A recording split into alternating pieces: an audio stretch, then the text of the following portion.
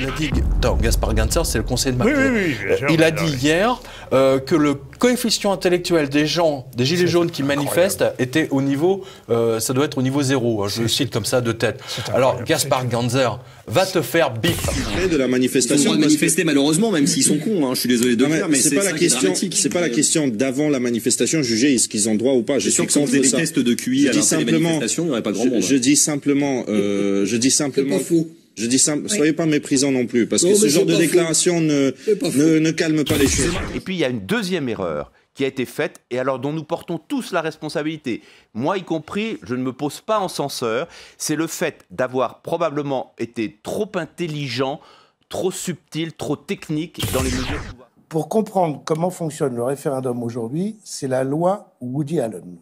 La loi Woody Allen, c'est, je le dis en anglais, vous traduirez. Thomas. The answer is no. La réponse est non. What's the question? Mais quelle est la question? La réponse est non, mais quelle est la question? Donc, par définition, aujourd'hui, on répond non avant de regarder quelle est la question. Alors, c'est pour ça que, pour y échapper, on se dit, c'est pour ça qu'il faudrait poser plein de trucs questions. Pour qu'ils disent pas non à tout, qu'ils soient obligés de regarder the question avant de choisir s'ils disent oui. Il faut arrêter de prendre le peuple pour des crétins. Moi, j'ai jamais compris ça, qu'on prenne les gens pour des imbéciles et qu'il y ait cette condescendance dans les explications. Oui, il faut leur parler simplement, parce qu'ils comprennent pas grand-chose. Alors, c'est sûr que si on parle à la mamie qui est complètement gâteuse et qui a 90 ans dans une maison de retraite, si c'est ça votre public, allez-y, effectivement. Mais, Pierre, ce n'est pas la condescendance, c'est les condescendants. Vous savez, les excellent. Oui, les cons, c'est Mais alors, écoutez, franchement, quand on voit des types qui tabassent à coups de pied un malheureux policier qui est par terre, mais enfin, voilà, qui se servent de leurs armes une bonne fois, écoutez, ça suffit. La première bataille, c'est de loger tout le monde dignement. Je ne veux plus, d'ici la fin de l'année, avoir des femmes et des hommes dans les rues, dans les bois ou perdus. C'est une question de dignité, c'est une question d'humanité et d'efficacité là aussi. Bonjour Christophe. Bonjour Julien. C'est une photo qui est apparue mystérieusement, entre guillemets, sur Instagram. On y voit le président Macron en tenue de ville, on va dire, agenouillé par un SDF. Est-ce que c'est une opération de com ou est-ce que c'est une opération de sincérité? Les deux, mon capitaine. La politique, c'est de la sincérité. Si on n'est pas ce que l'on montre, ça sonne faux. De la communication, il faut que la bonne photo, la bonne image, le bon son sortent au bon moment. Et puis du cynisme, parce que tout ça, c'est une bataille électorale pour garder le pouvoir. Réaction politique. Ah oui, cette petite phrase, la voici. Les gens en situation de difficulté, on va davantage les responsabiliser car il y en a qui font bien et il y en a qui déconnent. Cette phrase, elle a été prononcée par Emmanuel Macron. Il a un côté catho de gauche, si j'ose dire, et Brigitte Macron a aussi cet aspect empathique dans sa personnalité. Il l'avait montré dans la campagne, il le montre ici. Et une gare, c'est un lieu où on croise les gens qui réussissent et les gens qui ne sont rien. Cette photo, agenouillée près d'une tente où il y a un SDF, c'est l'incarnation du président des pauvres. Et oui, il n'y a pas que le président des riches, il y a le président des pauvres, nous dit l'Élysée. C'est d'ailleurs la photographe officielle de l'Élysée qui sort cette photo sur son compte Instagram. Il nous dit aussi, à travers ce cliché, qu'il y a plus à plaindre que les gilets jaunes. Il dit aux gilets jaunes, mais aussi à la France qui est en train de se lasser des gilets jaunes, qu'il faut s'occuper aussi de ceux qui sont en dessous des ronds-points, si j'ose dire, ceux qui sont carrément à la rue. Les Gilets jaunes témoignent d'un affaiblissement de la démocratie. Ils témoignent aussi de l'explosion de cet antisémitisme. Moi, je suis toujours frappée qu'on dit toujours Macron, le banquier des Rothschild. S'il avait été à la Société Générale, d'abord être banquier, c'est plutôt commode, enfin c'est plutôt utile pour gérer un pays moderne. Et ensuite, s'il avait été à la Société Générale ou au Crédit Lyonnais, est-ce qu'on dirait tout le temps le banquier du Crédit Lyonnais? Non, on dirait le banquier. On dit le banquier Rothschild et ça me paraît être un mauvais signe, et ça c'est très répandu. Les institutions bancaires sont plus dangereuses pour nos libertés qu'une armée debout. Je suis d'accord avec Thomas Jefferson, ancien président des États-Unis d'Amérique. Pas n'importe qui, quoi. Vraiment pas n'importe qui. Et puis là, donnez-moi le contrôle de la monnaie et je me la passerai meilleure. de ceux qui Le font les fondateur. droits. C'est le fondateur de la famille Mayer, Rothschild. Amschel, Rothschild, Voilà. fondateur de la dynastie. Ce qu'on demande, c'est de reprendre le contrôle de ces banques, de les nationaliser. Ce que nous voulons, c'est que la banque Rothschild soit nationalisée. Vous savez ce que la banque Rothschild a fait. Ils sont à la base de l'arrivée au pouvoir de M. Pompidou, de M. Macron. Ils sont aussi à l'origine de la loi de 73, donc qui malheureusement nous a fait arriver à ce niveau de dette. Donc ils ont une grosse part de responsabilité. Moi, je ne me considère pas comme quelqu'un d'extrémiste. Ni au contraire. complotiste. Complotiste, ça dépend de la définition qu'on en a. C'est pas à moi de le définir. Mais le complot, dans ces cas-là, on peut dire, par exemple, Emmanuel Macron qui dit qu'il y a une ingérence russe dans le mouvement des Gilets jaunes, alors que c'est son propre garde du corps, Benalla, qui signe des contrats avec la Russie, enfin des oligarques russes, et qui fait récupérer son coffre-fort par un ancien militaire russe. Bon, le complot, je pense pas que ce soit moi qui le fasse, quoi. Vous expliquez qu'il y avait des armes de destruction massive pour justifier l'intervention militaire. Il n'y en avait pas. Et c'est du complotisme. Et il n'y en avait pas. Donc, à l'époque, si on remettait en cause, j'imagine, aux États-Unis, on aurait pu être traité de complotiste, puisqu'en fait, le complotisme, c'est rien d'autre que de contester la version officielle, c'est-à-dire la version du gouvernement et de l'État. Donc le problème, c'est que parfois l'État nous ment. Voilà. Donc en fait, il y a deux erreurs à ne pas commettre avec le complot. La première, c'est d'en voir partout, et la seconde, c'est d'en voir nulle part. Vous savez quoi, il y a un truc qui est vraiment drôle. On voit des spécialistes, des sociaux, des mouvements de foule, des manifestations, de la sécurité, et les mecs sont là, mais... Attends, ces mecs, ils n'ont jamais eu le courage d'aller avec les Gilets jaunes, de couvrir des manifestations, etc. Mais ils se feraient lyncher. Ils sont pas allés sur les ronds-points. Ils sont pas allés sur les ronds-points. Mais ils viennent pérorer sur le plateau de BFM et de CNews. Mais c'est honteux, quoi. Je me pose une autre question en disant, est-ce que justement tout ceci, ça ne s'appelle pas tout simplement de la propagande? C'est mon sentiment par rapport à ça. Moi, j'y suis chaque samedi. Je suis à Paris. Chaque samedi, je vois comment ça se passe. Et vous étiez où ce samedi, Franck? Ce samedi, j'étais à Paris. Là. Mais où? Dans quelle manifestation vous étiez samedi? Eh ben, dans la manifestation, la grande. Laquelle? Parce que moi, il se trouve que j'y étais. Donc, je veux savoir où vous étiez. Parce que moi, je sais ce que j'entends. J'y étais. Celle qui est partie des Champs-Élysées. D'accord. Est-ce que vous dites que c'est insensé de dire cela? Eh bien, Yvan, je vous dis que le climat aujourd'hui en France est délétère, comme je ne l'ai jamais connu. Et vous dites non. Et vous y participez. Excusez-moi, je ne veux pas vous dire. Moi, je suis responsable de ça. Oui, c'est vous qui êtes responsable de ça. Puisque vous avez été dans ce mouvement-là, vous avez dû vous apercevoir qu'à un moment donné, lorsque ces messieurs les CRS qui sont sur le trottoir de droite ont décidé de passer sur le trottoir de gauche, je vous garantis que quand ils ont décidé de faire ceci, tout simplement parce que voilà, ça c'est histoire un petit peu de casser le mouvement. Lorsqu'ils ont décidé de passer du trottoir de gauche au trottoir de droite, je vous garantis que lorsqu'on a le malheur d'être sur leur passage, je vous garantis qu'on prend matraque, gaz et tutti quanti. Alors ça, maintenant, si vous ne vous êtes pas trouvé dans ce cas-là, eh bien écoutez, ne parlez pas de choses non, moi, que vous ne connaissez pas. Pour tout vous dire, je suis resté un quart d'heure. Moi, j'ai vu l'autre jour un mec, c'est un casseur. Le mec, il a 25 ans, samedi dernier. Il a été repéré à 1h de l'après-midi. On l'a suivi, la police l'a suivi jusqu'au soir. Il a brûlé des bagnoles, il a attaqué des banques et tout. On a tout son parcours dans Paris. On l'a laissé faire. Dites-moi le contraire. On l'a laissé faire. On se demande finalement si Castaner ne laisse pas faire ça pour pouvoir dégoûter les Français des Gilets jaunes. Et si c'est ça, franchement, je vous le dis, c'est pas bien. Là, vous l'avez vu, on a subi une charge du bloc noir. Ils étaient à peu près, une centaine, je pense, entre 50 et 100. C'était des antifas, ils criaient Paris, Paris, Antifa, tout en noir. Donc on peut dire que le bloc noir est infiltré totalement par les antifas. On vous a proposé une fois de sortir, on vous a fait sortir. Et non mais c'est eux qui vont faire sortir, c'est pas nous. Nous on représente pas un danger. Voilà. C'est eux qui vont faire sortir. Quand vous avez commencé à vous faire agresser, d'accord. à Herschel, ils vous avez fait sortir et vous revenez dedans. D'accord, et eux vous faites quoi contre eux? Donc vous me dites à moi de sortir et eux vous leur dites quoi? Et eux vous leur dites quoi? Eux faut les arrêter. Nous on représente pas un danger, j'ai un micro, je pose des questions aux gens. C'est bon, allez-y. Pourquoi ils ont des armes? Bonne journée. Et en même temps, on avait aussi un double message. C'était de dire, mais qu'est-ce que vous faites, la gauche? Vous faites quoi, en fait, là? Qu'est-ce que vous êtes en train de vous tourner les pouces? Vous êtes en train de regarder ça de loin, avec mépris, etc.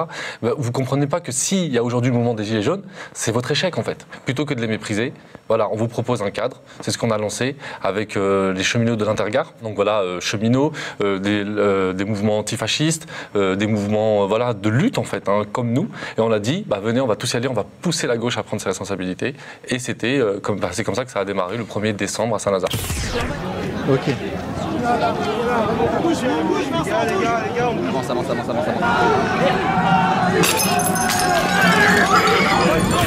Vous n'avez toujours pas répondu à ma question.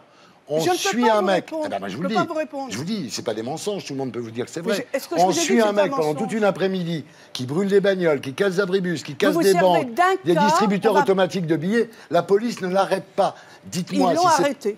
Il aurait été le soir, oui. Mais attendez, il avait... Nous appelons samedi 1er décembre avec les cheminots, avec l'Action antifasciste Paris-Banlieue, la plateforme militante et d'autres militants, à partir de Saint-Lazare jusqu'aux Champs-Élysées. On appelle tous les quartiers populaires, tous ceux qui nous font confiance, tous ceux qui nous suivent, combat pour Adama Traoré, à venir le 1er décembre, à ne pas laisser la place aux fascistes, aux fachos. J'ai été contacté moi par un groupe qui s'appelle les Incorruptibles Gilets jaunes. Est-ce que ce serait pas le moyen de se regrouper dans la paix et la non-violence ? C'est effectivement, je pense que ce que la majorité des Gilets jaunes souhaiterait, mais manifestement, il y a un petit groupe qui représente vraiment une minorité au sein des Gilets jaunes, qui eux sont là pour faire la police politique, les commissaires politiques, et qui, à mon avis, font beaucoup de mal aux Gilets jaunes en soi. Parce que ce qui nous arrive à moi, par exemple, aujourd'hui, et à mon groupe, et à ceux qui m'entourent, ça arrivera demain à ceux, par exemple, je sais pas, qui ont voté Le Pen aux élections, allez savoir. Pour eux aussi, ce sont des fascistes. Lors de vos études, de vos recherches, est-ce que vous avez entendu parler de la notion de agent perturbateur, agent provocateur? Bien sûr, pas juste dans mes recherches, dans les romans, dans les films. Oui, il y a toujours eu ça. Il y en a encore, c'est sûr. Qu'est-ce que c'est? C'est quand les policiers, soit que ce sont des policiers qui infiltrent le mouvement, soit que ce sont des gens qui sont payés d'une manière ou d'une autre. Des fois, c'est pas juste en argent, des fois, c'est en remise de peine ou des choses comme ça. Des gens qui sont utilisés par la police, disons, pour agir dans un mouvement. Et généralement le pousser à prendre des risques et à mener des actions qui vont le vulnérabiliser. Ces gens-là, ils sont parfaitement identifiables. On pourrait mettre, je sais pas, des services de renseignement là-dessus, savoir qui ils sont, les identifier, les stopper. Or, ça fait des années que ça dure et on les stoppe pas. Donc maintenant, il faut que ça cesse. Il faudrait se demander pourquoi la police ne fait rien. Alors, il y a des policiers qui nous disent qu'ils ont des ordres. Je sais pas. Non, j'ai entendu ça. Juste un dernier mot. La raison pour laquelle, à mon avis, ce mouvement ne pourra pas précipiter, c'est le sort d'Ingrid Levavasseur. C'est un mouvement qui, au départ, et c'est sa noblesse d'ailleurs, refuse toute forme de représentation. De Jacqueline Moreau aussi. Et Jacqueline Moreau refuse toute forme de représentation, de sorte qu'à chaque fois qu'il y a un représentant, quelqu'un qui sort un peu du lot, immédiatement il se fait abattre par les autres ou rappeler à l'ordre. Le résultat de ça, c'est que ce mouvement qui est très puissant dans le rejet, est très faible dans le projet. Mais évidemment, il y a d'autres moyens de contrôler un mouvement social, de le diviser, de coopter ses leaders, de trouver des chefs pour leur proposer de rentrer dans le système. Comment on fait? Aujourd'hui est né le parti des émergents. Pourquoi un parti? J'imagine que vous vous posez la question. C'est pas tant qu'ils infiltrent le mouvement, c'est qu'ils proposent au mouvement de s'intégrer aux règles du jeu, et donc comme ça, il le pacifie, il le discipline, et certains leaders des mouvements tendent eux-mêmes à sentir le besoin de discipliner ou de rejeter en fait les franges les plus turbulentes, parce qu'en fait, ils veulent donner une image respectable, légale, de leur mouvement et d'eux-mêmes aux autorités pour être des interlocuteurs légitimes et se retrouver autour de la table. Et des fois, les élites politiques le demandent explicitement. Elles demandent c'était pas le moment de créer un parti politique. C'était pas maintenant. C'était de faire le buzz. Vous avez gagné, vous avez fait le buzz. Vous avez rencontré Madame la ministre. Mais vous aussi bientôt dans le Pas-de-Calais. Ah oui, mais moi, alors attendez, mais moi ce que je vais faire, c'est que je vais pas le cacher à tous les gilets jaunes du secteur, comme ça s'est fait avec vous. Pourquoi vous n'avez pas osé en parler? Pourquoi vous n'avez pas dit aux gens qui vous suivent, je vais rencontrer le ministre? Qu'est-ce qu'il y avait de mal à ça? Pourquoi vous avez encore fait ça dans le dos des gens? Vous êtes une vraie femme politisée. Ingrid Levavasseur, je trouve que c'est presque l'image la plus dure du week-end, parce que c'est une des leurs d'une certaine manière. Et elle-même, parce qu'elle veut prendre la parole, elle ne peut plus prendre la parole dans ce mouvement. Je pense que la liste Levavasseur, c'est drôle, parce qu'à mon avis, c'est Bernard Tapie. Je suis pas le seul à le dire, d'ailleurs. Et c'est drôle, si vous voulez, à cause du côté comique de répétition, quoi. C'est Tapie, en fait, à chaque fois qu'il a un problème et qu'il a besoin de se faire bien voir par le pouvoir, il monte une liste aux européennes pour torpiller un concurrent du pouvoir. C'est une sorte de jackpot qu'il a trouvé, là. Je vous rappelle que Bernard Tapie est tout à fait coutumier du fait. En 1994, il a lancé sa propre liste avec le soutien de l'Élysée pour torpiller Rocard. Réussite totale. En 2002, il a lancé Taubira à la présidentielle pour torpiller Lionel Jospin. Réussite totale. En 2007, alors que là, il était catalogué à gauche, il est venu à la télévision, je me souviens d'ailleurs dans un numéro extraordinairement drôle, il faut le reconnaître, il a démoli Ségolène Royal. Comme par hasard, ensuite, on a découvert qu'il était très copain de Nicolas Sarkozy. Et donc là, Bernard Tapie recommence. Donc là, je pense qu'il s'est dit, bah, je vais voir si je peux combiner quelque chose pour monter une liste Gilets jaunes qui rendra des services à la République En Marche, parce que logiquement, elle va prendre des voix au Front National et à France Insoumise. Il ne s'agit pas de dire que les Gilets jaunes sont antisémites, mais il s'agit de dire aussi qu'il y a dans ce discours-là, dans le sentiment général qu'on est dépossédé de ce dont on manque, dans ce sentiment-là, il y a quelque chose de propice à l'antisémitisme, et c'est là-dessus qu'il faut travailler. Vous parlez d'économie, antisémite. Ouais. Vous parlez chômage, antisémite. Oui, bien sûr. Ah non, mais c'est génial. Mais quel rapport? On pourrait se demander. Je trouve assez singulier, ce qui témoigne en fait de la malhonnêteté intellectuelle de ces gens-là, c'est qu'à titre personnel, j'ai donc reçu 200 signatures pour être porte-parole. J'ai aujourd'hui un peu plus de 60 000 personnes qui me soutiennent sur la page Facebook. Et on me dit très souvent, mais vous n'êtes pas légitime, vous n'avez pas été mandaté par l'ensemble du mouvement. C'est vrai. C'est tout à fait vrai, je n'ai pas été mandaté par l'ensemble du mouvement. Mais alors expliquez-moi pourquoi, quand vous avez 3 gugus qui vont prononcer des insultes antisémites contre telle ou telle personne, alors là, il n'y a pas de difficulté, ça rend l'ensemble du mouvement antisémite. Et pour bien dissimuler la crise économique, hein, la seule arme qu'ils utilisent, on en a parlé, hein, antisémite. Voilà. Oui, ça, antisémite, j'en ai parlé avec Pierre Bergeron le 3 janvier. C'est la diversion par excellence. Voilà. Les casiers judiciaires, ça ne les empêche pas d'être élus. Ah non, ça c'est sûr. La pédocriminalité, c'est pas grave, c'est puni par la loi, mais ils font pas de prison. Ils ont le droit, c'est pas grave. Depuis 13 ans, le droit. Où vous avez vu ça? Ah bah, y a 4 personnes dont les noms sont assez connus qui se permettent de sortir des phrases. Par exemple, une petite fille de 5 ans qui vous ouvre la braguette, c'est un moment magique. Vous savez que la sexualité d'un gosse, c'est absolument fantastisant. Bah, vous savez, quand une petite fille de 5 ans, 5 ans et demi, commence à vous déshabiller, c'est fantastique. Ce genre de choses. Ce à quoi vous faites allusion n'a certainement pas été dit de... Ah si, ça a été sur des plateaux de télé. Ça a été, non, pas spécialement la semaine dernière, mais il n'y a pas besoin de... Ah oui, non, je ne suis pas en train de dénoncer quelque chose qui se passe de la semaine dernière. Là, ce qu'on dénonce, c'est pas non plus. Donc, il faut faire ça pour répondre aux commandes, on va gagner des parts de marché. La réduction du temps de travail, elle doit être à partir d'un certain âge. On va faire l'affaire Benalla. Non, mais je veux dire, c'est pas que Benalla, parce qu'en fait, Sarkozy, c'était pareil, il y a toujours eu des problèmes. Là, on a Juppé qui va peut-être aller au Conseil constitutionnel alors qu'il a des bagages, on lui a dit qu'il pouvait plus pendant 1 an se représenter à quoi que ce soit, puis finalement, il a le droit à l'oubli. J'ai donc interrogé le président de l'Assemblée nationale avant d'accepter sa proposition pour savoir si ma condamnation pénale constituait un obstacle juridique.